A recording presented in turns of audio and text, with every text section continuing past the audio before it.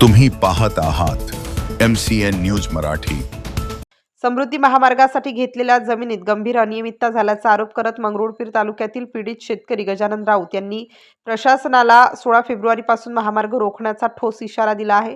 त्यांच्या जमिनीतून महामार्गाचे काम गैरकायदेशीररित्या पद्धतीने करण्यात आले असून मोबदला न मिळाल्याने 16 फेब्रुवारीपासून महामार्गावरील वाहतूक रोखणार असल्याचे त्यांनी लेखी निवेदनात स्पष्ट केले आहे।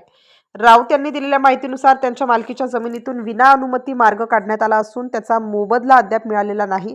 अनेक वेळा तक्रारी देऊनही अधिकारी कारवाई करत नाहीत। त्यामुळे न्यायासाठी उपोषण आंदोलन किंवा महामार्ग बंद करण्याशिवाय पर्याय उरलेला नसल्याचे त्यांनी म्हटले आहे।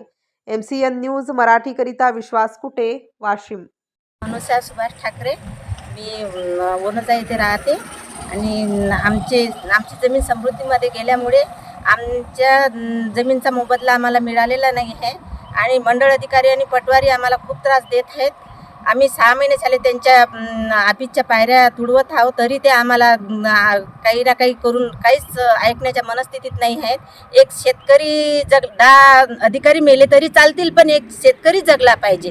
याच्यासाठी शासनाने आमची दखल घ्यावी आणि आम्हाला न्याय द्यावा, नाही तर येत्या 16 तारखेला आम्ही इथं आमचा समृद्धी महामार्ग आम्ही बंद करणार आहोत। मी गजानन भोलनाथ राऊत, मुक्काम भूत कोटशील बाजार, तालुका मंगरुळपीर, जिल्हा वाशिम। माझ्यासोबत जे आहे ती माझी बहीण आहे आणि ही जी गट नंबर 2829 आहे, यामधून समृद्धी महामार्ग गेलेला आहे आणि हे समृद्धी महामार्ग अवैधरित्या आमच्या शेतातून गेला असल्यामुळे आम्हाला त्याचा मोबदला वगैरे काही मिळालेला नाही। त्यामुळे येत्या 16 तारखेला आम्ही बंद करणार आहोत।